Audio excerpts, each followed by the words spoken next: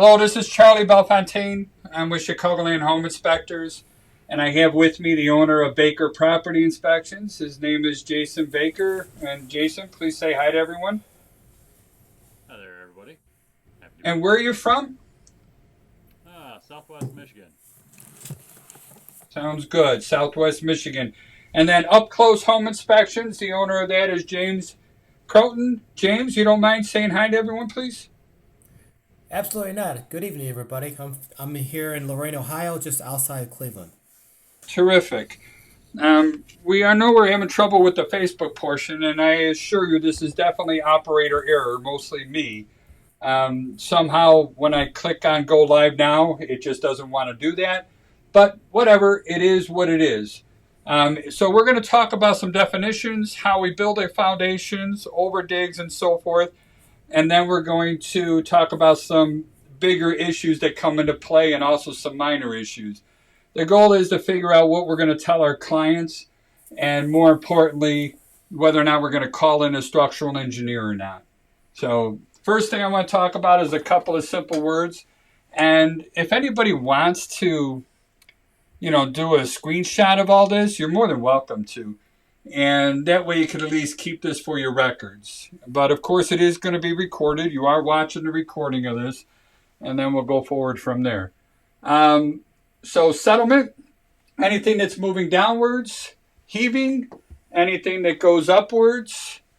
Usually settlement, and you know what, I'd like to ask you two this question. What do you think is the major cause of settlement around a foundation? I would say typically soil compaction or soil erosion. Air And James? pockets, I'd say, in the soil. Air pockets in the soil from not being properly compacted when you build a house. I could see that. I'm going to go with, for me, it's always going to be surface drainage. And that's going to be the number one issue. And my rationale behind that is if you really think about it, before any houses were built, there was a time in all the areas that we live with where it was nothing but land. All right. Dinosaurs would have roamed this area. Nothing was dug in there and built. And all that thousands and thousands of years, everything is compacted. Everything is compacted into the earth. And it's tight. It's tight clay that comes in there. Then we come in here, we want to start building houses, and what's the first thing we do is we dig a hole. Excavate. Say again? Excavate.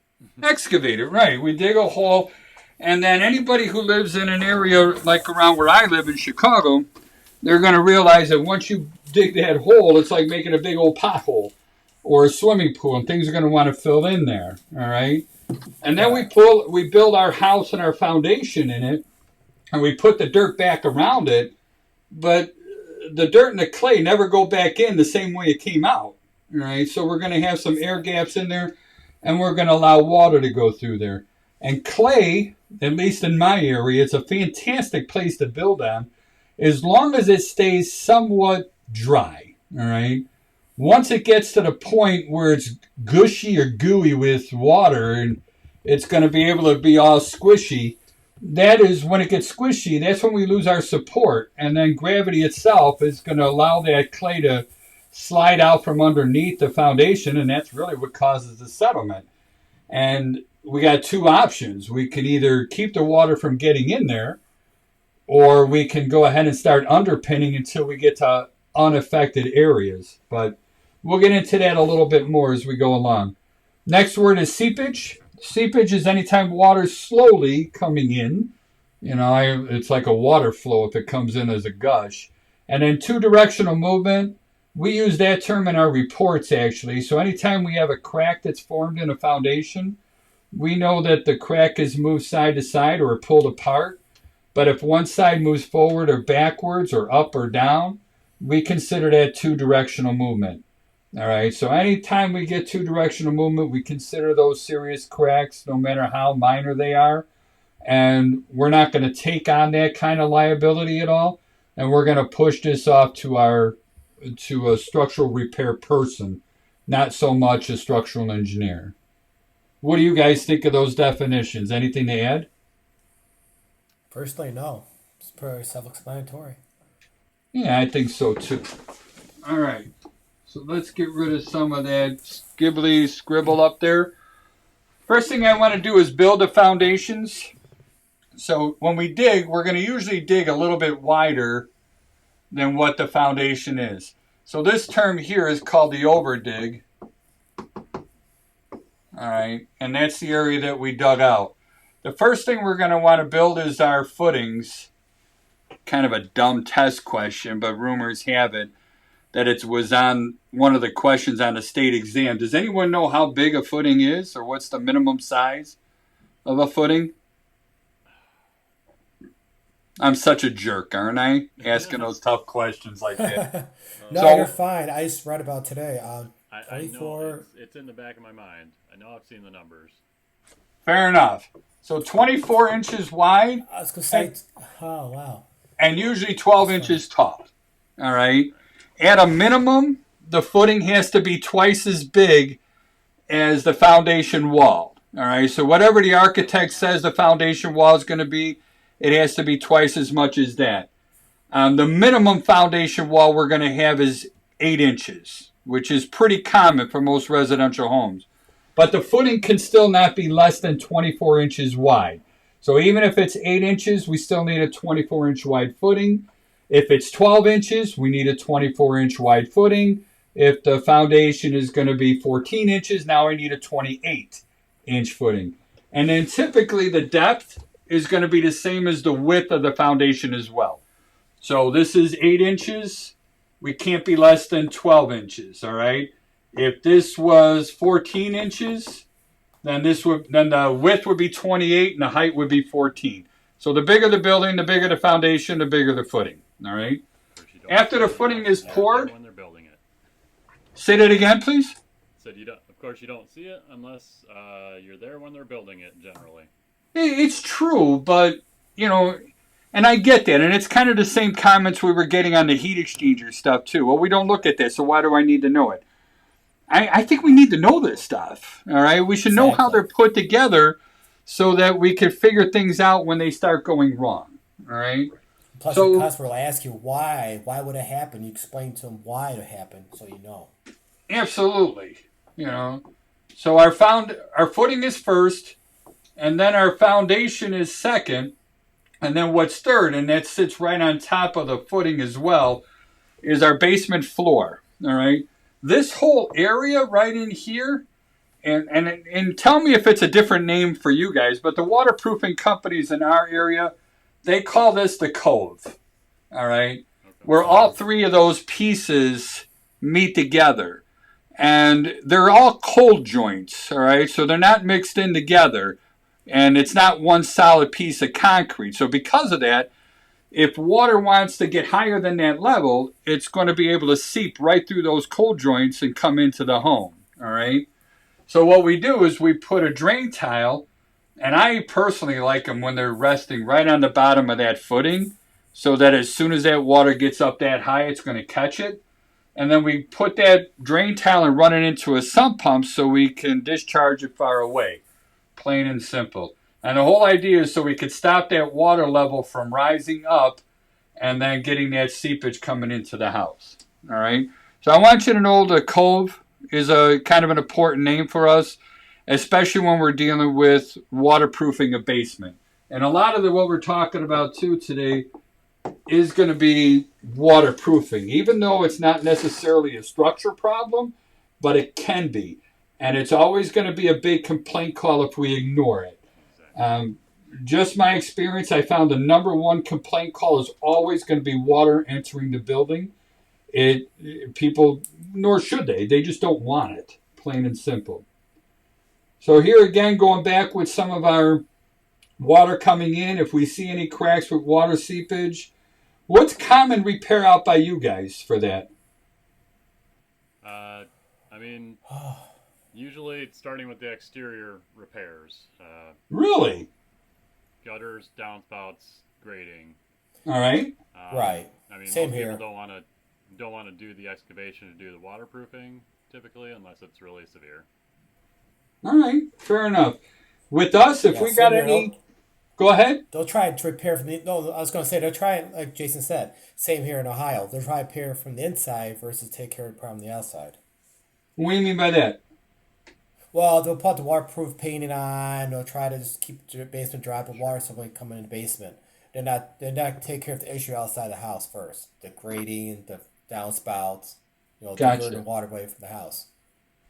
And that's a good thing to remember. That's a good point. For us here, it's common practice to go straight to injected epoxy.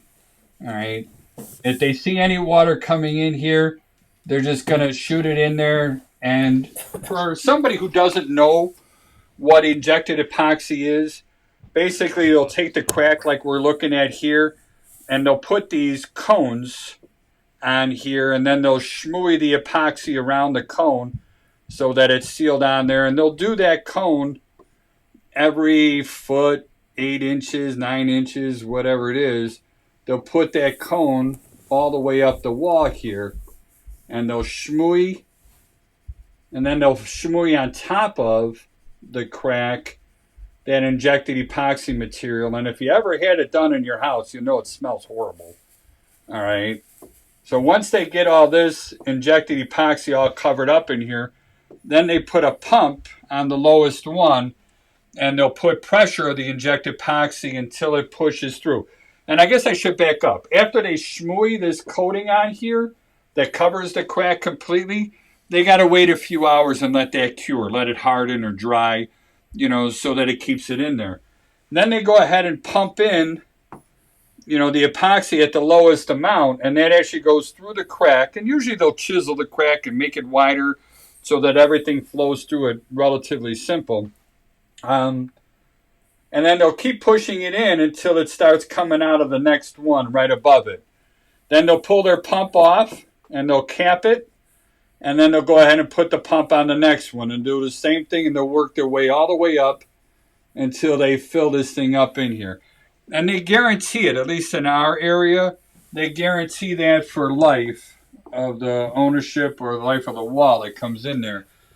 But I have seen it if we don't fix, like you guys were saying, if we don't fix the gutter discharges, the lot topography, coming towards the house, then it's just going to keep the clay all squishy again, and it's just going to keep settling, and then the crack is going to come back, and then water's going to come right back into it again. All right? So when we see water down here, that means the outside drain tiles aren't doing what they're supposed to be doing, and the water's getting higher than the cove. Same thing with these corners here. I ran into a house just the other day where they had all their storage lifted up off the ground, by bricks. Yeah, it's a pretty good clue, So people don't do that because I'm bored on a Thursday. They do that because they want to keep stuff there in the basement and they got water coming in. So, all right. So back to our foundation. I want to get back to our overdig. And this is always one of my favorite questions that when I do the field training, I ask the candidates that are doing it, why do they tell you to discharge that gutter 4 to 6 feet away from the house? Why not 10 feet? Why not 20 feet? Why is 4 to 6 the magic number? The only thing I could think of, Charles, is 4 to 6 feet is if you do anything longer than that, it could be a trip hazard. I don't know. All right, That's the only thing I think. that's Or fair it might enough. come You know back what? to. That's what I love about both of you guys. You're absolutely honest and upfront with me, and I appreciate that. And yeah, Lord knows I'm the biggest dummy on the face of this earth. I don't know anything either. But it has to do with that overdig. All right, that's the key. Oh, okay. So remember, when we dug out the house, we got to make it wider than what that footing is or the foundation is, so I can let somebody get in there and walk and remove the forms and do whatever they need to do. Then I put the dirt back. The dirt didn't go back the same way it came out. The dinosaurs aren't here to trample it down again. So now that allows for free water to come straight down to the cove in here. Now, what we want to do is get that gutter discharge past that overdig. Once we get it to the hard clay again, then we're good. So we don't need to go further than that. All we need to do is get it sloping away from the house and get past the overdig. All right. Now here's a good trick question for you. Is that code? Do the builders have to do this? No. They don't. You know, the only thing that they require is a simple splash block on the bottom of there, and that's the only thing that's in the code books that comes in there. So I don't know how you guys feel about it, but I'm a big advocate when it comes to it. All right. No, I recommend 6-foot discharge. I do too. Same here. I agree. I agree. 100%. Get it away from the house, get it past the overdig, Correct. and then let it run away from the house. And Always roof some of the drainage. client's water's your worst enemy. Absolutely. And roof drainage, a lot of people say it means, you know, the roof and the gutter and the downspouts, but it really also includes the lot topography. All right. So it's not that we want to get it off the roof and onto the ground, but we need to get it away from the house as well. So when we start seeing things like the second one here in the middle, and now we have our drain tile that's failed, and you can see the water level starting to climb up from our overdig. That water is going to be coming in here like there's no tomorrow. If I have a crack and the water's higher than that, that's going to be entering that too. All right. Another term I'd like to talk about is something called rising damp. Here we're showing a picture of a brick footing and a brick wall, a true brick wall. Now we're not showing where they have the Rolex in here, so I'm going to draw a couple of these in here just for my own fun. All right. So we're tying the walls in here together. Typically, we're not going to have any weep wicks. We're not going to have any weep holes. But when the water gets saturated in here, it just wants to work its way up. Usually it's going to be about 1 foot over the floor framing. And then you're going to start seeing the deterioration in the brick itself. All right. And then you'll see that as a ring or a line that comes out of there. What a lot of people end up doing is they'll dig away some of this and they'll go down a couple of feet and they'll put a parge coat of concrete on there. And that's sacrificial. That's only designed to last for about 5 years, 10 at the most, especially in our area. You know, and you'll even see it come all the way up into here just to make it safe or dry, I should say. And that pulls the water away, and it really does help with the wicking. But rising damp, it's common. It'll go right above the floor framing, and then it'll start deteriorating the brick right around here. And there's just a good picture of it. And this one actually has that parge coat, and that's what we're looking at here is the parge coat. And then this area, obviously, it's failed. So they would want to pull that away and start redigging it. And usually it's going to end up being just deterioration in the mortar joints themselves. All right, impervious soil. I don't know if we're going to be able to see this so much. So even though the ground outside looks like it's sloping away from the house, what they're saying is the clay that's undisturbed or settled down is flowing towards the house. And then that can go ahead and bring the water in. And if our drain tile is working okay, then that's going to go ahead and keep the water level low. I forgot what it's called. It's some sort of a biological material, an algae material. It's an orange iron or iron ore or something like that. Have you ever heard of that, or you guys got that problem out by you? No, I haven't heard anything about that. So it's real common here, and when we're in the sump pumps, we actually try to stick a camera or our phone into the holes where the drain tiles come in, and we're looking for that orange clay, whatever it's called, and that gets in there. Once it starts growing, it's going to keep on growing. It's not something that's seeping in there. It's actually an algae or a bacteria of some sort, and it'll clog it up. And once we get to that point where it's clogged up, there's no cure. You can't rot it out. You can't do anything to repair it. So then they end up putting drain tiles on the inside of the footing, and then we'll see a perimeter tile system around that. Hydrostatic pressure, and I think we're going to show actual pictures of this. You know, when we're dealing with horizontal cracks like this, and then especially when we have bulging, going inwards. I consider these very serious, and we're going to have to do some sort of pinning to protect these things as we go along. Garden planters against the wall. I think this is all common sense stuff here. Anytime we raise the earth higher than the foundation, we're asking for water to come in. We're asking for ants, termites. You guys got a lot of termites out by you? Oh yeah. This area, Really? yes. I mean, how bad? So bad where you got like termite traps around the outside? It's common, or If you haven't, there's a lot of areas around here that if you haven't gotten subterranean termite activity, you're going to get it. You see a lot of bait programs, and almost every building that's built before the 1970s, I see some old scraped tracks somewhere. that's amazing. We have termites here in Chicago. That is true. But I've been to Louisiana, more, Oh yeah. New Orleans and stuff, and it's just like everywhere you go, you just see these bait traps around the outside.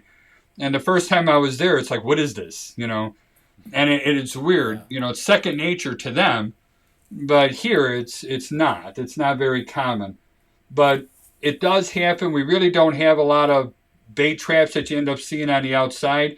Usually by the time somebody even recognizes that it's termite, it's usually too late, and they got a tremendous amount of damage to the house. But it's just unbelievable when we get a brick building and I go 3 stories up into a wood frame roof, and then I got termite damages all the way up there because they ran tubes, through the concrete and all the way up. We're on the outside of it.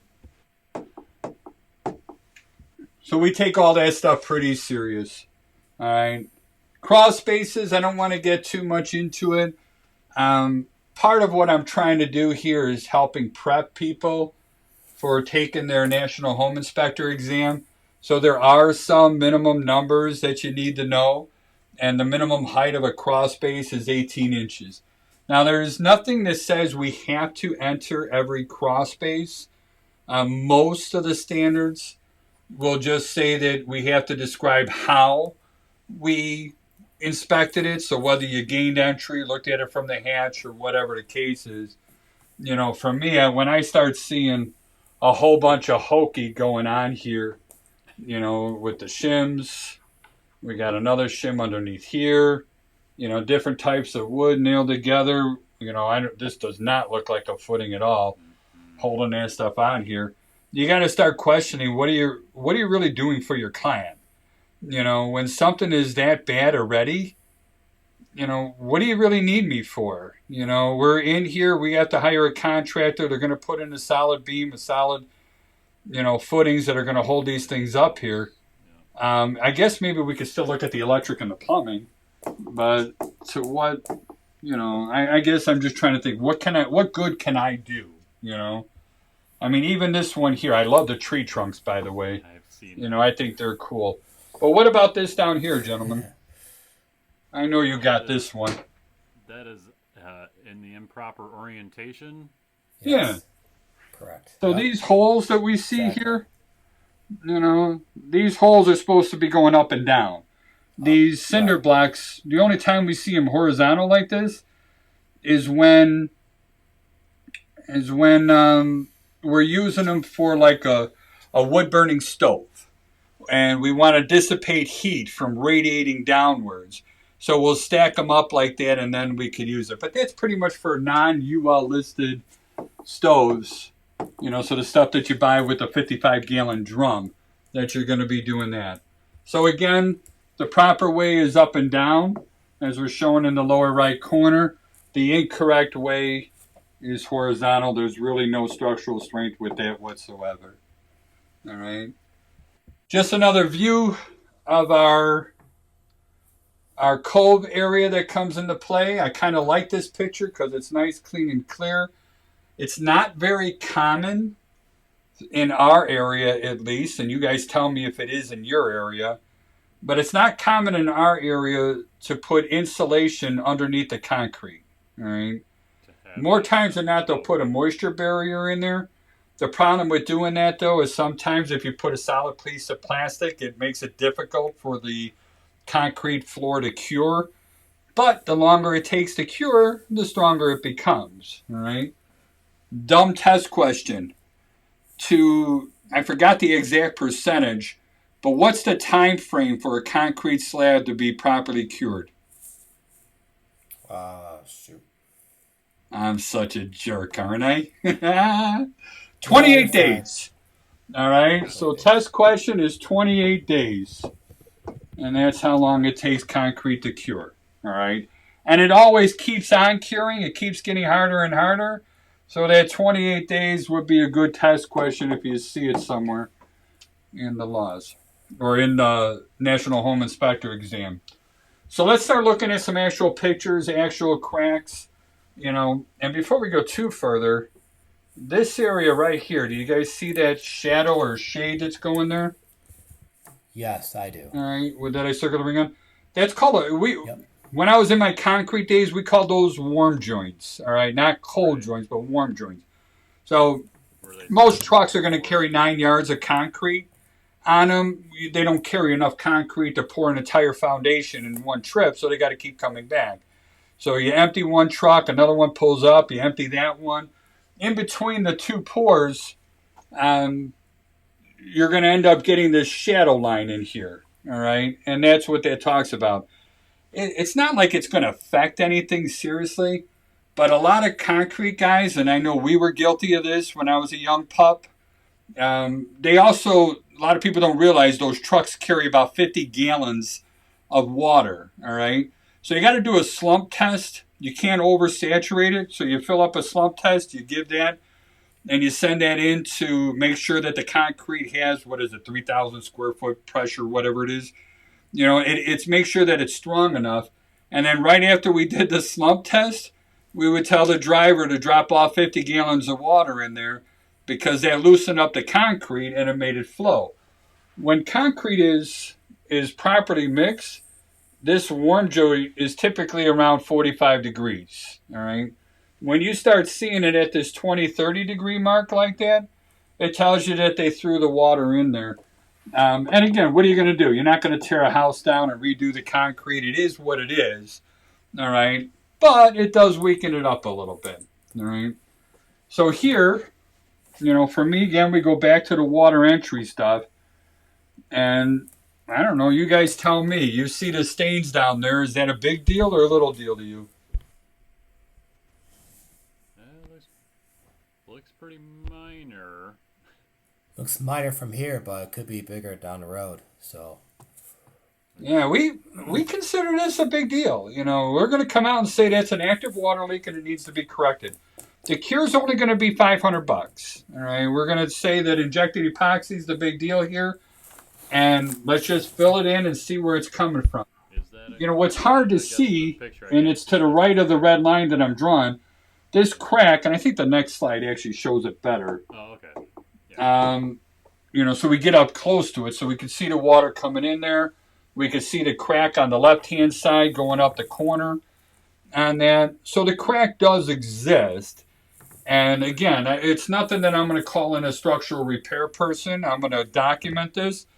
We're going to tell them that it's an active leak, and we're going to suggest that you get a waterproofing company out here. And I don't know what the going rate in your area is. Around here, it's like $500.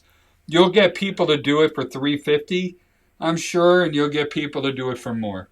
So we actually got home inspectors in our area that are doing the injected epoxy. There's no licensing. Anyone can do it. And it's just a way for them, if they see it, then they could offer to repair it as long as they disclose that in the beginning before they begin the inspection. Right. Charles, back on that real quick, you said inspectors are doing injection epoxy for customers. Wouldn't that be like a liability issue if it gets worse down the road? Yeah, everything that we do to repair stuff is always going to be a liability issue if you think about it.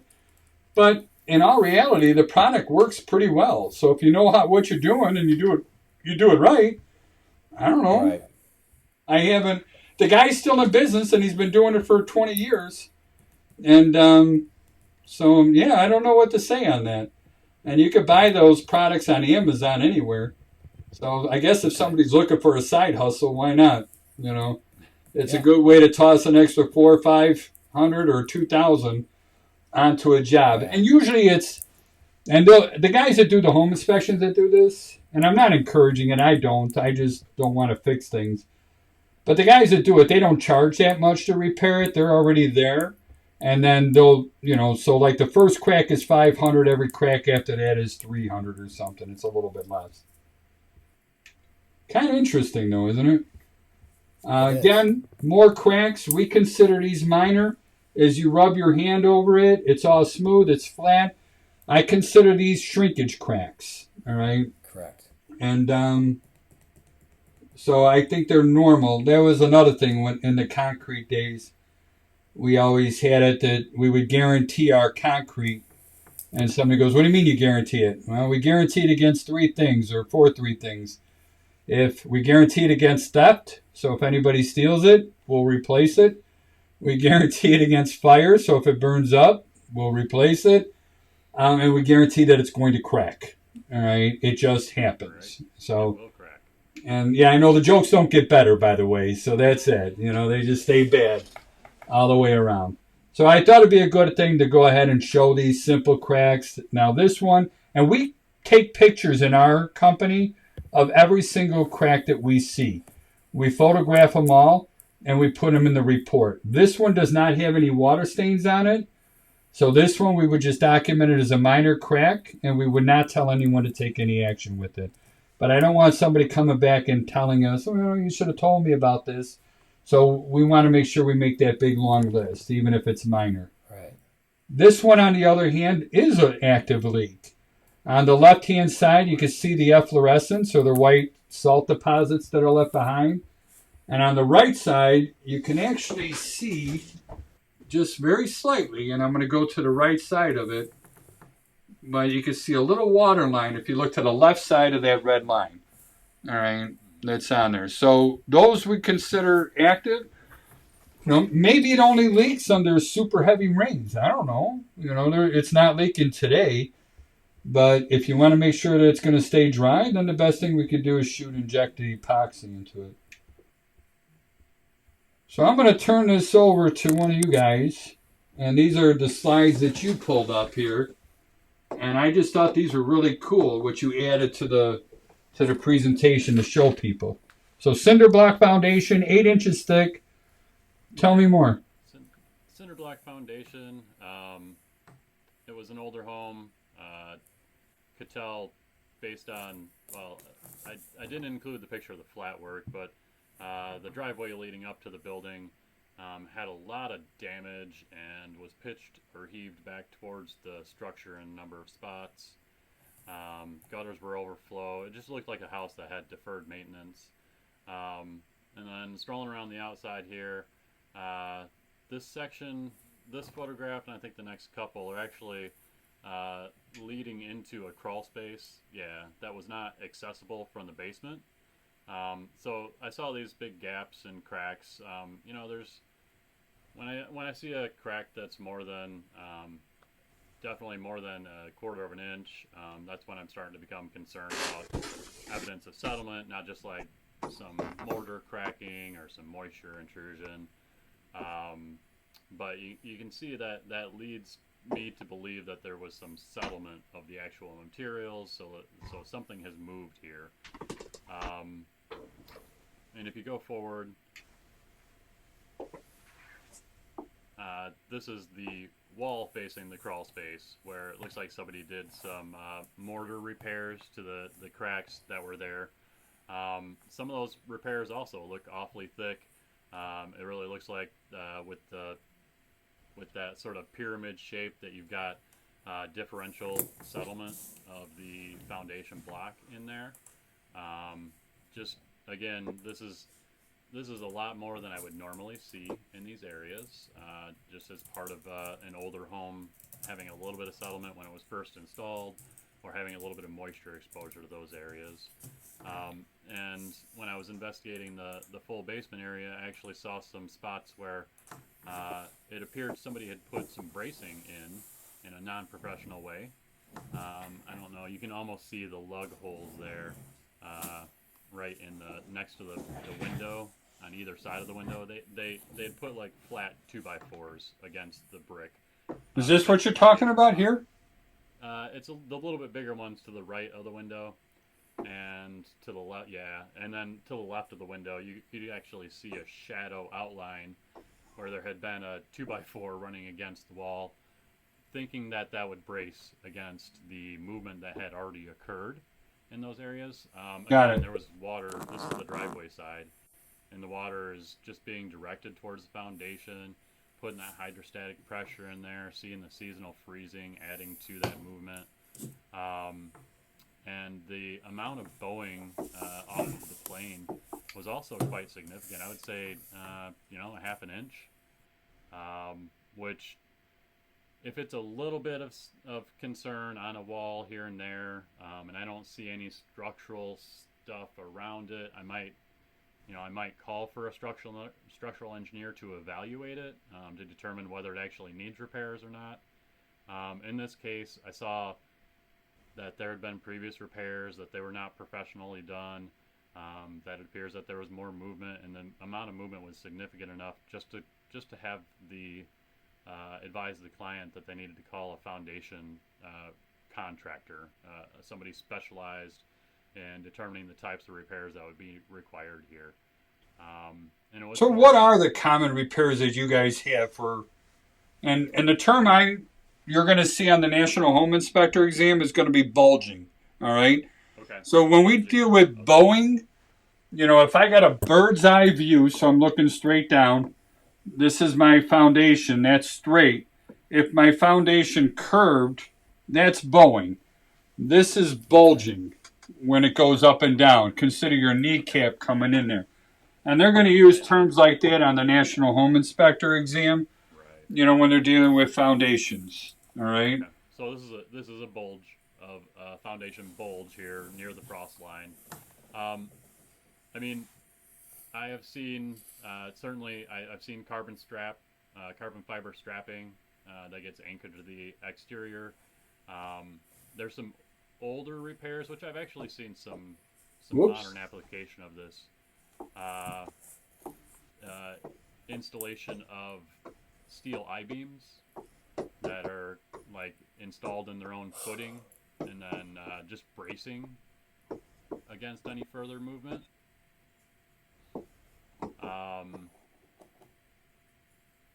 Yep. I'm just going as you're talking, that's all. All the way to having it rebuilt.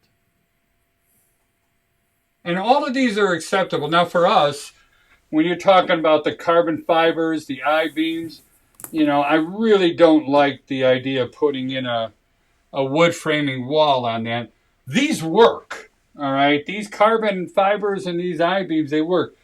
But usually they're somewhere around $2,000, all right, for each one. And each one that you put in there, that has to be like every 5 feet apart. So you're looking at $2,000 as you're going along every 5 feet on that. That can run pretty heavy.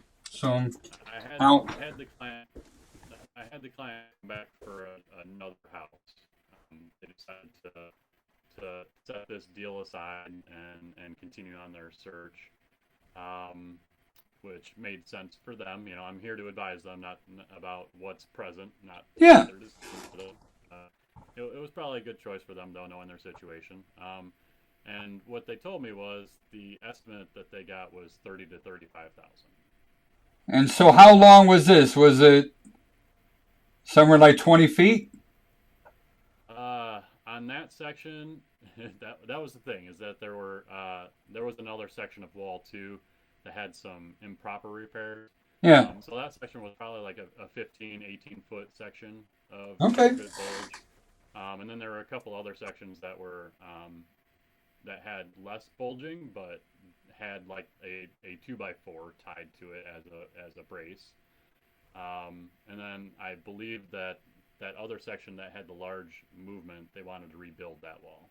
Wow. And that's actually a good price. I did a 203K one. where they just wanted to dig out a crawl space and repair a foundation that was bulging all around. It was $120,000, to save a house. If it wasn't in such a nice neighborhood, I don't think they would have done it. Do you guys see a lot of tiebacks over there? Not a lot of tiebacks. Yeah, we see that around, like, if you go way west on the Mississippi River, they do that a lot. And just for somebody who's saying, what the hell's a tieback? What are they talking about? What they'll do is they'll drill a hole or an opening through the wall, and then about 10 feet away, they'll dig a trench. And then they'll run a pipe through that hole all the way to where that trench is, and there'll be another plate there. And then they screw those together and kind of suck them in, And the goal isn't to get it straight again, but the goal is to keep it from moving. Same thing with those I-beams. Consider like your knee bending. It's just something that you're going to rest your knee on so it doesn't move forward. All right? But the most important thing on those is they have to be secured in the concrete at the bottom, and then they have to be secured to the floor joist at the top. All right? They don't necessarily have to be flush with the building. You can still have that gap, but they definitely need to be tight on the crack that's coming in there. What I like to refer to as the kneecap as it's coming in there. This is another winner. Way to explain it. Yeah, I think this one is James's, and yeah, this is kind of a cool winner for him. Yeah. So this picture is from my wife's listing, and this video is being recorded. I am not an experienced inspector like Jason or Charles, so I'm still learning. I got my school in industrial Nashing, do my national inspector exam, so I have 0 field experience. So she asked me this question about this. I'm not going to candy code it. I was like, I don't know. I'm going to Google it, look into it, ask questions. So I honestly thought, personally, I mean, I'm keeping it real. I thought it's frost heaving, maybe some water penetration from the outside pushing the wall in. But I talked to you guys, gentlemen, you said from lateral movements. So, but that frost heave is a good thing that you mentioned, and I see why you're saying it. All right, it actually is a great guess. It really is. Okay. Typically, this is where our earth line is going to be, somewhere around there. Right. So when you end up getting that frost heave, usually you're going to be 1 foot below that earth line, and that's what's normal. So this is where the water comes in. So you would think that actually makes a lot of sense. It's at the right height that comes in there. Yeah. But when you're dealing with the frost heave, water just gets in there, it freezes, and then it expands. So you're just going to have upward movement only. You're not going to have inward movement. All right? Gotcha. So you might have a combination of heaving and inward movement. I mean, when we look at the size of these side cracks in here, and then plus it went through the brick, and anytime you get that straight up and down crack where it goes through the brick or block like that, that's trauma. That happened fast, all right? Most settlement is going to end up going step cracking. I'm missing the joints here, but it's going to be step cracking through the mortar. That's slow movement when it comes with it. Now, I know you're going to hear people arguing, saying, hey, there's some mortar that's stronger than brick. I get that.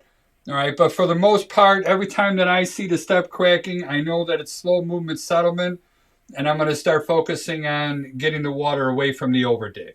All right, this isn't that. Gotcha. All right, when you got this kind of bulging in here, I mean, that kind of scares me a little bit. And anytime our guys ask me questions about that, I'm just like, I don't want to take on that liability. Let's send this to a foundation repair company. Correct. And how would they repair that, Charles? If a client asks me. This is what. Go ahead, Jason. This is what you were talking about with the I-beams. Oh, yeah, absolutely. Bracing. I mean, bracing would be a start. Yeah, those pilasters that they got in there, those were designed in the beginning to keep it from moving in there. But that should have went all the way up to the top, and it should have been having steel that was put into this thing. So the only thing they're going to be able to do is keep it from moving further. So again, with the tiebacks, again with the I-beams, a lot of people like that carbon fiber, and that's kind of like they'll epoxy that right on here, and that'll keep it from moving inward as well. All right. Epoxy it, and they like bolt it and epoxy it to the structure, keep it kind of Yeah. stabilized. Yeah, they go high and low. They bolt it high and they bolt it low, and then they glue it to it as well and pull it tight. And because that stuff just won't stretch or rip or whatever the case is, that kind of supports the knee from being pushed in. And that is a little bit cheaper way to go, and it keeps a lower profile on the wall so that if you do want to finish this sometime in the future, it's not going to be as, I don't know what the right word, obtrusive, or it's not going to be as noticeable. That's the bottom line. So. The client said they haven't seen a movement in 6 years. They said it supposedly had repaired from a company. So. And these pilasters might have been the repair. All right, but like I said, the ones that I'm used to seeing, they go all the way up to the top. So. Okay. Gotcha. Yeah, I would be very nervous with this. And if that was the case, this is when I tell my clients it's time to go into journalist mode. You guys know what I mean by that? To report what you see. Not quite. Think about what a journalist does. They want to know the who, the what, the why, the where, the when, the how. What was the results of everything else. So that's when you start asking all the questions. When did you first... All right. So, yeah, the who, what, why, where, when, and how, and get whatever receipts, get whatever warranties, everything else that's associated with it. Because, when the clients or your wife's clients move away, the new owners are going to be responsible for this. And I really believe in my heart the biggest thing that we provide to our clients is peace of mind. So if we give our clients some confidence that whatever is here is going to be okay, and we're serious about it, well, I didn't make the money or the profit from this repair. I don't want to take on that liability. So I would push it off on someone else, most definitely. All right.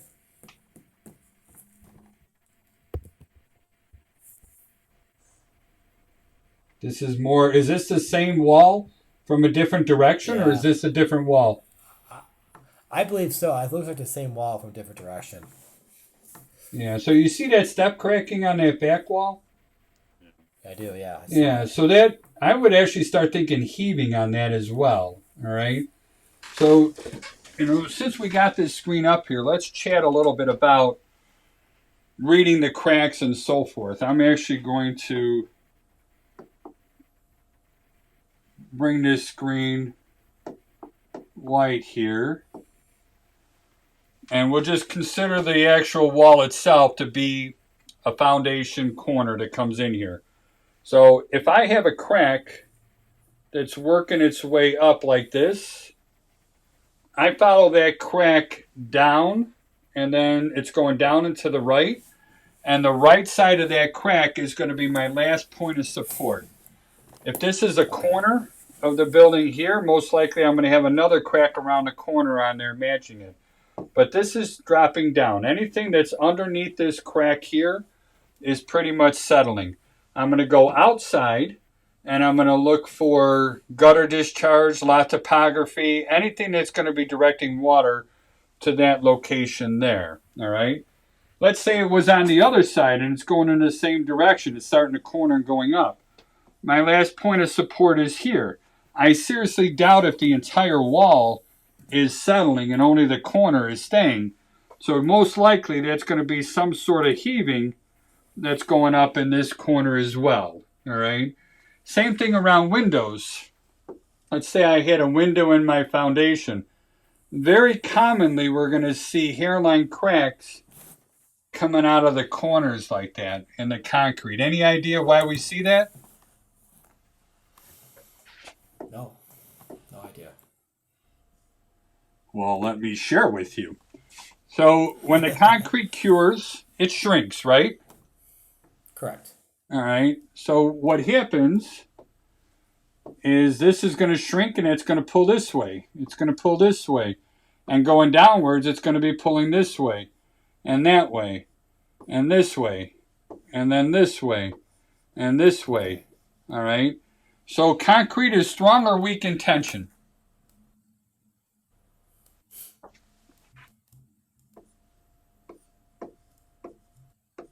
Strong or weak in tension?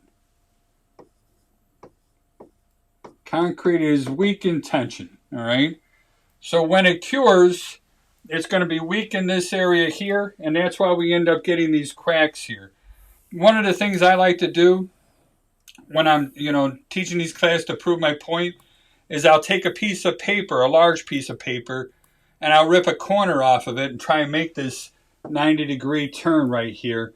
And then we pull in this direction and this direction, and you're going to see right from that corner is where that rip is going to occur. All right. Let's say we got an exterior window. Let me get rid of some of this garbage here. Let's say we got an exterior window and it's a brick veneer building. So we got our lintels coming up here. All right. The first thing that we have when lintels, or what happens to steel when it begins to rust?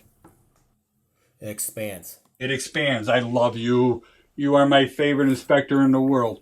It expands. All right. So the first thing when it's expanding that we have happen is we're going to get cracks in the mortar just to the left and the right of the window. All right.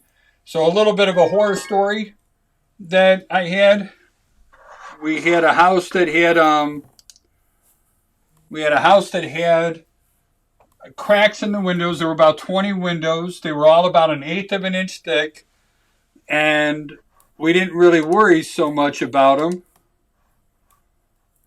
I'm going to pop Jason on here real quick, and then I'm going to take him off. Hi, Jason. All right, just to get him back so he could talk. And so we took pictures of them. We documented the cracks on all the windows. The house was about 15 years old. We still don't think this is a major deal. All right. Our clients move in. They call the masonry guy in the area. He specializes in lintels. He came out and he said it was about $2,000 per window and they all needed to be replaced.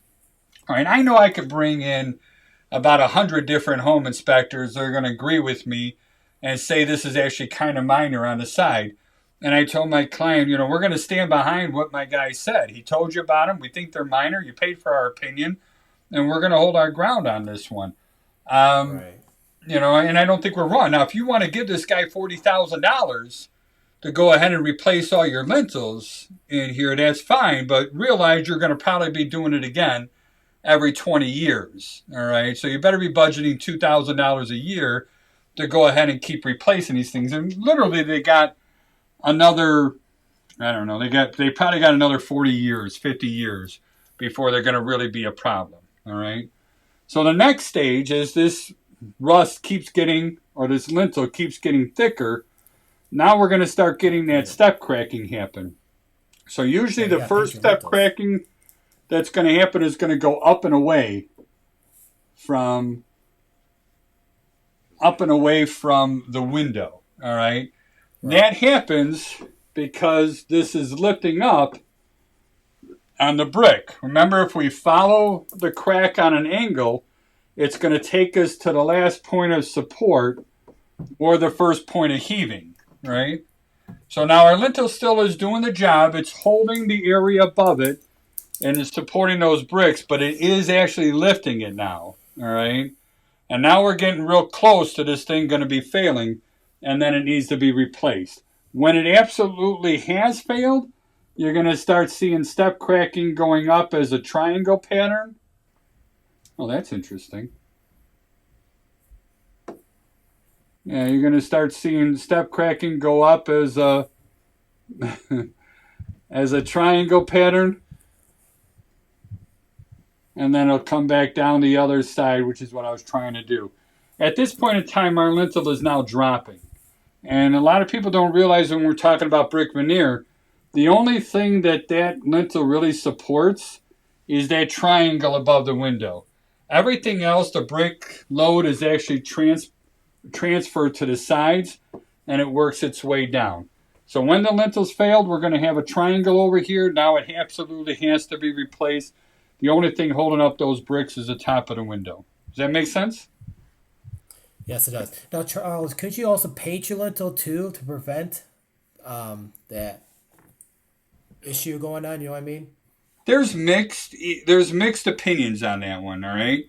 Okay. I mean, All the right. point is, how are you going to paint the top side of it? You're going to have to remove it, get it out of there, and then put some sort of waterproofing membrane on there. The best thing to do is, when it's built, is to go ahead and get some sort of a waterproof membrane, just like they would put on the actual foundation itself and rest a brick, and then put weep holes on there so that the water never really gets to the lintel.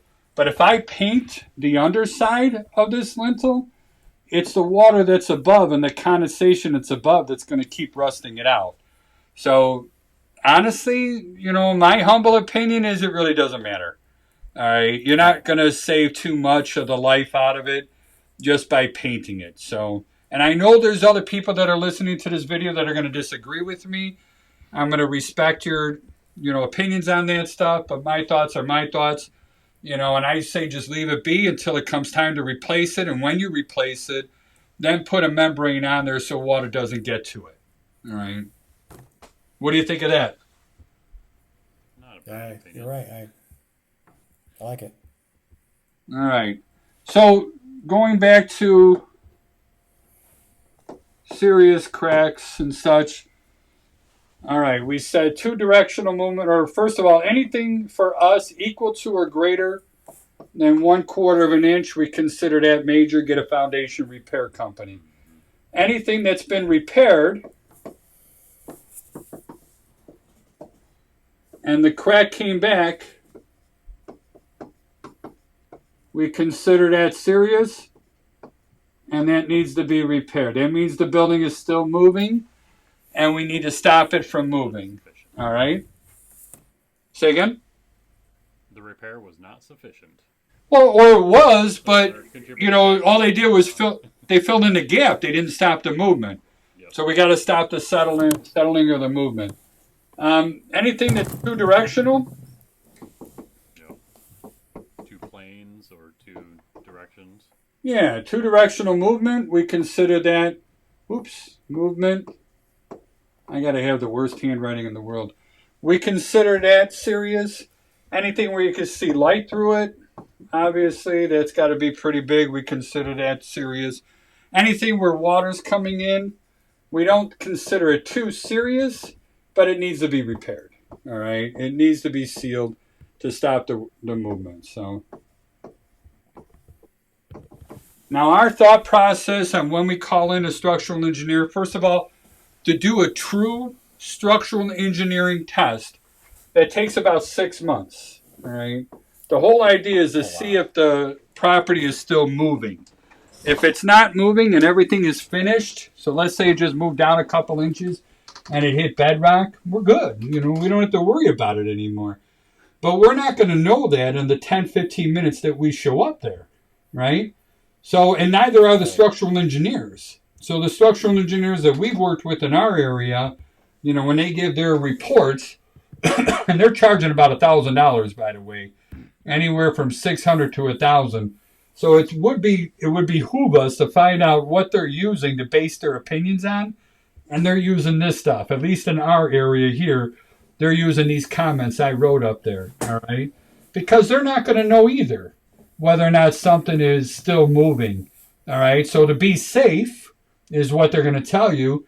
Let's get a foundation company out here. We'll get it sealed. We'll get it pinned. And we'll make sure it's safe. There's actually a market out there, and they sell tools for this stuff too, where you can go ahead and measure the floors. And you can measure from a certain location, and they use either water levels or laser levels. And then you come back 6 months later from the same location, and you measure it again, and you can mark those things and see if it's moved any more or any less or not at all. They got little graphs. I don't know if you ever seen those crack graphs, which is normally what we'll see installed here. So if I got a crack, they'll put it over that. And then they'll, this will be bolted on this side. And these are two different pieces that overlap each other. So this will be bolted on this side. And then if the crack is moving, they'll have a picture of it and they'll be able to show that it moved. All right.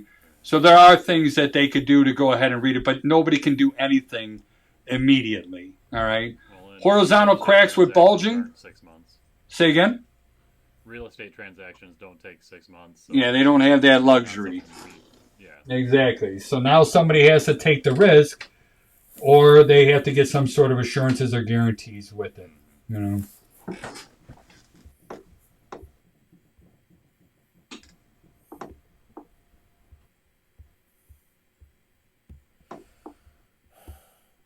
I'm breaking everything here. All right. I'm going back to my computer.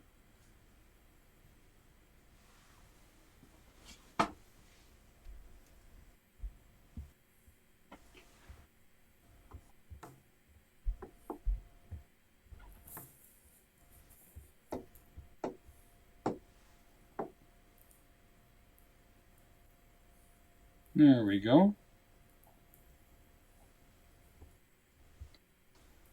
All right. Simple things on concrete floors. And you know what? I'm going to actually go back here. I'm going to turn this off again. And then we'll come back to this slide. So this is a common thing that I hear about in the National Home Inspector exam. And we're looking at a bird's eye view of a basement. All right. An L-shaped house and a bird's eye view. And typically they'll show floor cracks in the basement. And there'll be a couple things like that. Then there'll be a post and a post and a post. There'll be a crack that goes from this post to this post.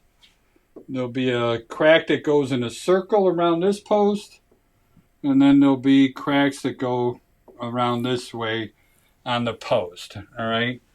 And then they start talking about what do these cracks mean? Which ones are serious and so forth that comes in there. Now, let's start on the left-hand side. So that crack that goes all the way across.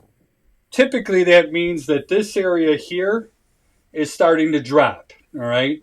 So what I would probably see is a crack that would go up on an angle towards that outside wall, and I would see a sister crack that would match it. Remember, as it goes down and to the right, that's the last point of support. So that means this whole area here on the left, that's all dropping, all right? Anytime I see a crack going from a inside corner to a post, like this one here to this one here, that usually indicates shrinkage. And again, these inside corners, these are some of the weakest areas in concrete, especially when it's curing, and it's normal that they crack and shrink there, all right? Same thing when I see the spider cracking coming out from the post here, those are also typically shrinkage. With this one here, this will probably tell me I got a downspout discharging water right on the outside. I would see one crack going up to the corner, another crack on the other one, and the corner is just dropping. The serious one on here would be this middle one. If you start seeing a circle crack around a post, that means it's either moving up or it's moving down. Something is heaving or settling right at this point here, all right? So these are shrinkage. These are shrinkage. These are settling, and settling of different areas that come in there. All right. And I know they have stuff like that on the state exam. I shouldn't say I know. I don't have access to that. But I've heard of it, as being a question there. So even when we're dealing with slabs, we're going to have foundation problems in there. And a lot of times they are going to go ahead and put that groove, or the proper term is a control joint, they'll put that in there. They want the crack to occur in that joint, so they try to make that a little weaker than everything else. But when the crack's not going in the joint and it's going elsewhere, we got to start wondering why it's doing that and start thinking about different settlements. This is just a huge crack. And you can see that it's also different direction movement. Now, this is common for us, when we have detached garages, we see this all the time. And I don't really make a big deal out of it when I see it in the garage because it's the garage. It's not like it's part of the living. We're looking at probably 2 to 3 inches thick in the middle, so it's not really that big thick. And you got all the weight of the walls in the building around the outside perimeter. So if anything settles, then it just kind of lifts up in the middle. But when it gets to be too much, and, I kind of feed off my client at that time, as crazy as it sounds. I'll put this down here. I'm going to identify the crack, but I'm going to be honest with you. I'm not going to think it's serious. But if my client does and they want me to go ahead and orange it or red it, for the things, it doesn't bother me to do that. I'm not hurting anybody. If they want to negotiate for it, as long as they understand what it is, I don't want to take that power away from them. They're hiring me. I'm there for them. All right. Wood, concrete, the same thing. We'll also get cracks coming off of these pockets as well. This is definitely water stains coming down here. But the wood's not supposed to touch the concrete either. And you even see 2 schools of thought on that. Some people say this is all supposed to be filled in with mortar and mix in there, and that's to prevent the beam from twisting or rolling. And other people say, no, it's supposed to be wide open so that water doesn't get to the wood and cause it to rot out. I think they both have pretty strong arguments, and I'm not going to tell somebody to fill it in if it's not filled in, and I'm not going to tell someone to remove it if it is. All right? I would agree. You agree? Oh, God, thank you. Oh, yeah. I get nervous when other, I'm the only one standing alone on that stuff. And then the last thing, older homes, this was turn of the century, 1900s. And, I don't know what to say. In our area, old houses have moved. Of course it moved. And I can't tell somebody to tear it down because I'm in love with that house, So, but I'm going to document it. I'm going to show them where the doors or the windows are all twisted like that. And especially if they're going to try and replace them, that's going to make it kind of difficult to do. So, do you guys have anything to add on this? No, not really. I have zero experience, but only thing I learned is from you guys. Sooner or later, we're going to get all these things. So for those of you watching this was recorded back in 2021, October of 2021. And we've been trying to figure out Facebook Live and everything else. And Charlie over here is just a big old dummy, and he's not able to get it figured out. We'll get it figured out. Technology, man. It is. And when I was 18 years old, I knew everything. But I'm not 18 years old anymore. So these are going to be posted on the YouTube channel. We're also going to put the videos together and put them into the guides so people will be able to see them. And that's all I got. So all I could do is say thank you both. And thank you. And I think we're going to wrap this up, and we'll try and do something again next week.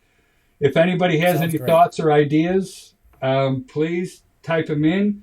Our goal is to go kind of through the whole Nachi program eventually, and we'll keep all these recordings up in the Facebook group, and hopefully it'll be a good resource for everyone. So thank you again, and I'm going to go ahead and stop the recording. Thank you. Gentlemen, have a good night. Thank you. Good. You too. Good night.